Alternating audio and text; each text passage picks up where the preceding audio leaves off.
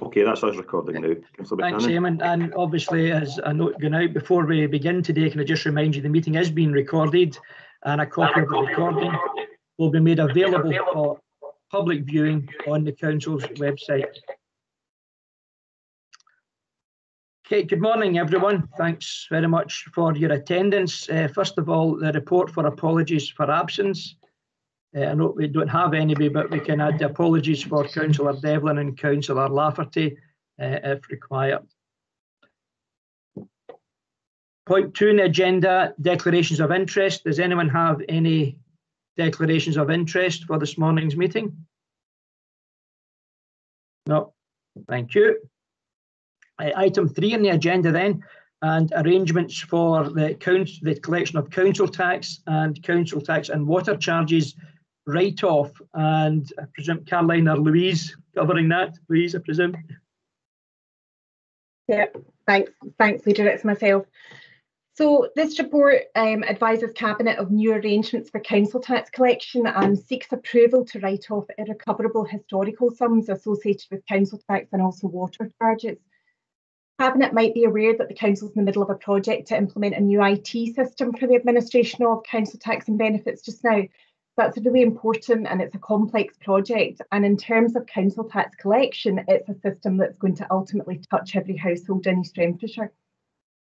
So despite a short COVID-related delay, the service is now currently system testing and at the stage of loading and cleansing data into the new system, with the aim that, fingers crossed and all going well, we'll be able to go live with the new system in December and use that new system for our annual council tax billing process in the spring. So, as I say, it's a difficult piece of work balanced against a range of other important priorities, and I would like to take this opportunity to commend our project team overseen by Alison Ballingall for their hard work on the project and trying to keep this project on track during what has clearly been a challenging year for everyone. So as we move forward with the final preparations for implementation, we've had to think carefully about the data that we take across into the new system. Our previous system was an ageing legacy system and has a lot of information in it. We do need to keep data for a considerable period of time in the event of, say, a rating revaluation where we need to potentially refund people's council tax for the banding changes, etc. So we need to keep it for a considerable period of time, and under data protection, if we have a valid reason to keep that data, that's suitable. So for the purposes of the new system, it was proposed that we don't take information forward on cases where we no longer have any legal avenue to pursue. So that relates to cases from before 2000-2001. The table at paragraph 11 shows how this relates to council tax, and a net total then of £949,077.59 of debt now up for write-off, and a further £193,410 of water charges on behalf of Scottish Water. So we'd take the opportunity to assure Cabinet that we've planned for this, and in all cases these sums can be met from existing bad debt provision. There is no net impact on the overall revenue accounts for the organisation or the budget planning process, as these sums have already been provided for.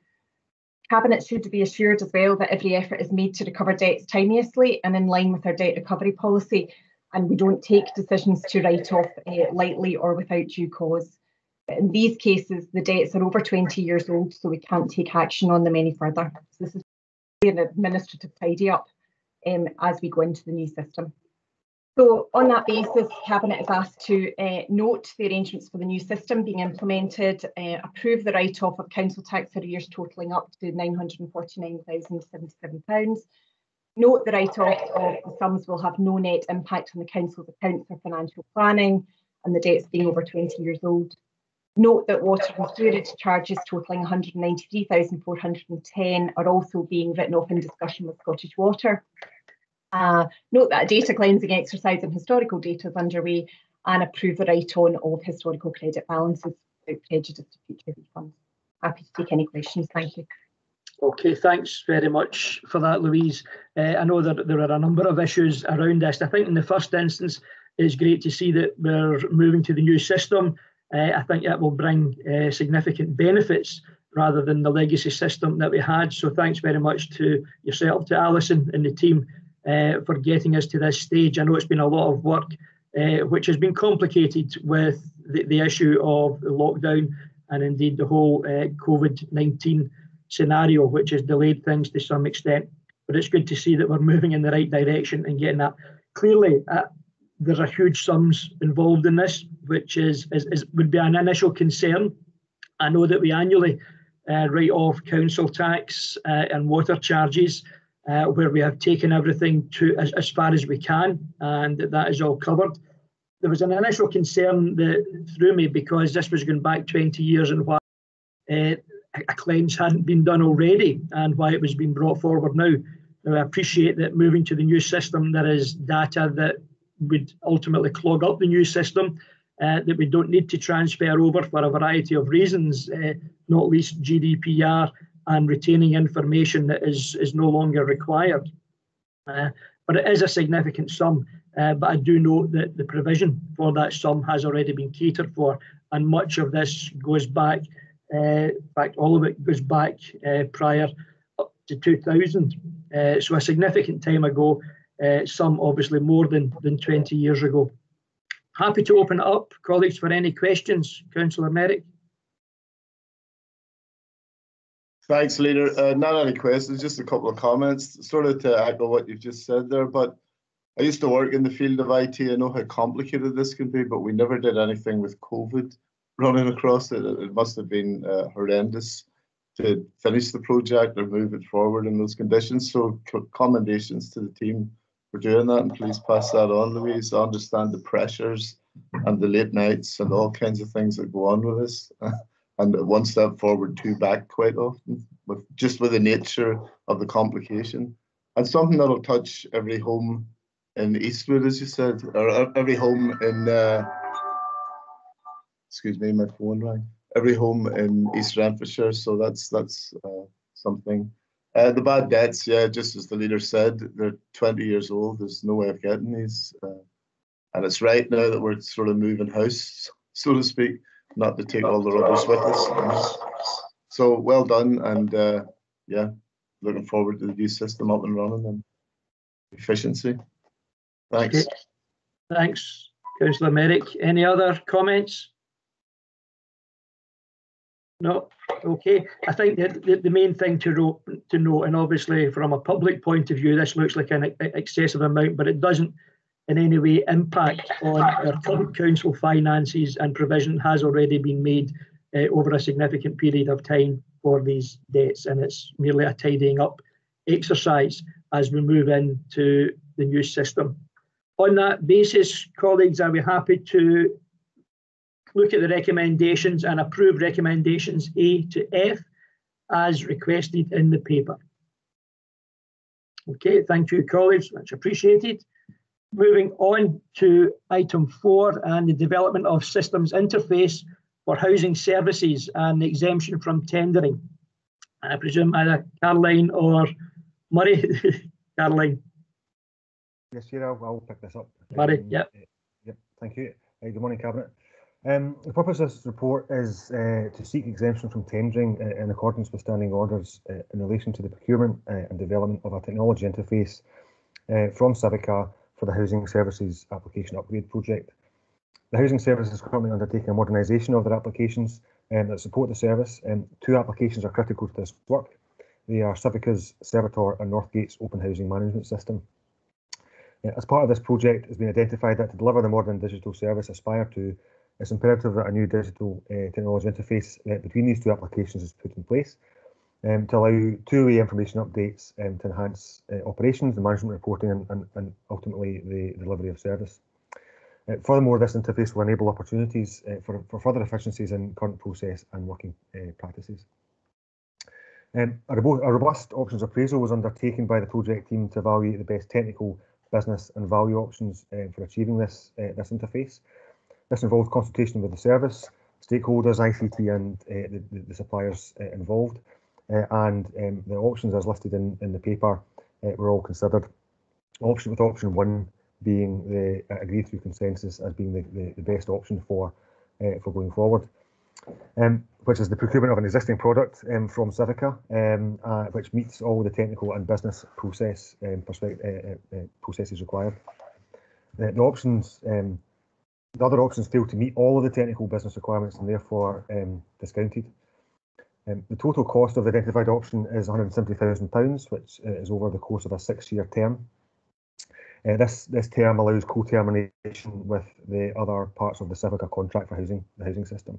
And this consists of £80,000 for implementation and £15,000 annual support charge for the interface. Cabinet's asked to note that the capital costs associated with this development will be met by the Housing Services HRE Capital Fund. In the course of pulling this report together, legal services and procurement were consulted on the use of the relevant contract standing order. The interface development work to Servitor has been identified as part of an exciting programme of change within housing services and claims and aims to improve and increase the digital capability, the services' digital capabilities. It's therefore recommended that in accordance with Contract Standing Order 15 Part 3, Proprietary Services, that the Cabinet approve an exemption from the tendering procedures to allow the interface to be procured and developed required for the Council's Servitor application and housing application. Thank you. Happy to take any questions.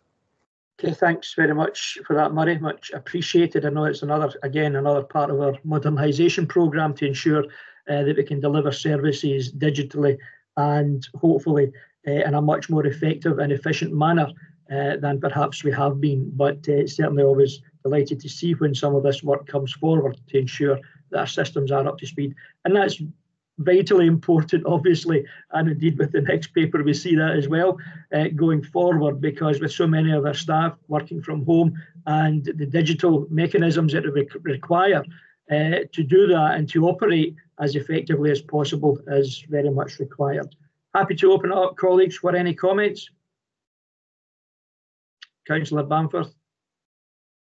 Thank you. Can you explain, without going into too much technical detail, because I'm sure I won't understand it, option 2, you mentioned that it's a slightly newer way of data transfer between the systems, but there's clearly a reason why you've gone for option 1 instead of option 2. Is it because of the additional functionality that you've gone for option 1? Yeah, so option 2 is a new way of that interface compared to what we have at the moment. The option 1 is a new product which actually opens up other opportunities within the housing service to do integration and to improve actually the service delivery ultimately to the tenants. So it felt on balance that was the best route to achieve the requirements, both technical and business requirements just now, and also provide a platform for further improvements going forward. So option 1 is really future-proofing as well? Yes, essentially, yes. Thanks. Okay, thanks, Councillor Bamforth. Thanks, Murray. Any other comments? No. Okay, on that basis then, colleagues, I'll be happy to recommend that in accordance with Contract Standing Order 15, Part 3 of Proprietary Services, the Cabinet approve an exemption from tendering procedures to allow the interface development work required to the Council's job costing system, Servitor, ensuring that the information can be passed to the Council's new core housing management system, NPS Housing. I'll be happy to approve that, colleagues. Thank you. Thanks very much. Item 5 on the agenda is server hardware procurement, and again, a further exemption from tendering, and I assume Murray again. Yes, thank you, Chair. The purpose of this report to Cabinet is to seek exemption from tendering in accordance with standing orders in relation to the procurement of Hewlett-Packard server hardware.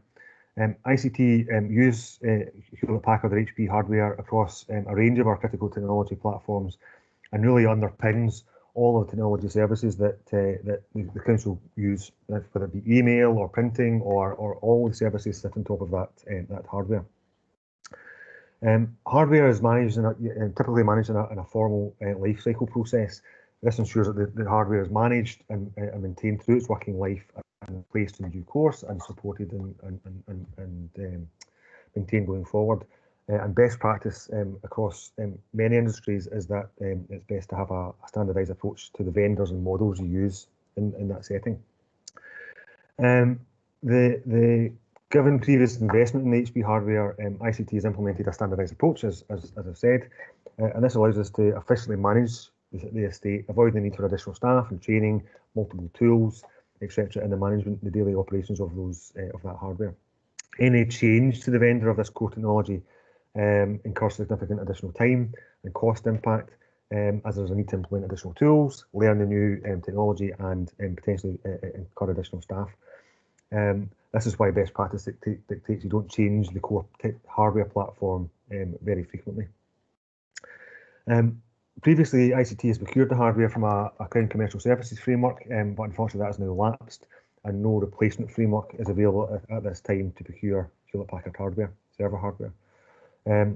As part of the lifecycle management process, which I spoke of previously, a number of pieces of hardware required to be replaced as part of that life cycle at a cost of around £150,000 to ensure the continued support and operation of this critical technology. ICT has evaluated this requirement in conjunction with consultation with legal services and procurement to ensure that this meets the contract standing order. So in conclusion, in order to maintain the integrity, availability and security of ICT services to the Council, ICT must commence a hardware replacement programme for the HP hardware. This assures that the Council can offer assurance to our customers and our users that every effort is being made to continue the delivery of a robust range of services. It's recommended, therefore, that in accordance with Contract Standing Order 15 Part 3, Cabinet approve an exemption from tendering to allow the procurement of HP server hardware to ensure a smooth transition from the existing ageing hardware, which is nearing the end of its useful life, to new supported and current hardware. Thank you. I'm happy to take any questions. Okay, thanks again, Murray. Happy to open up to any questions.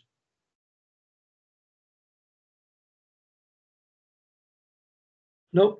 Once again, colleagues, I think, yeah, as we touched on previously, the pressure that has been on our systems for some years, we know they've been aging for some time, so it's right that we move to a more updated version of those systems and ensure that they are robust, not just for the effectiveness of both internal and external customers, but to ensure that we also have value for money moving forward without hopefully as much downtime as has occurred in recent times.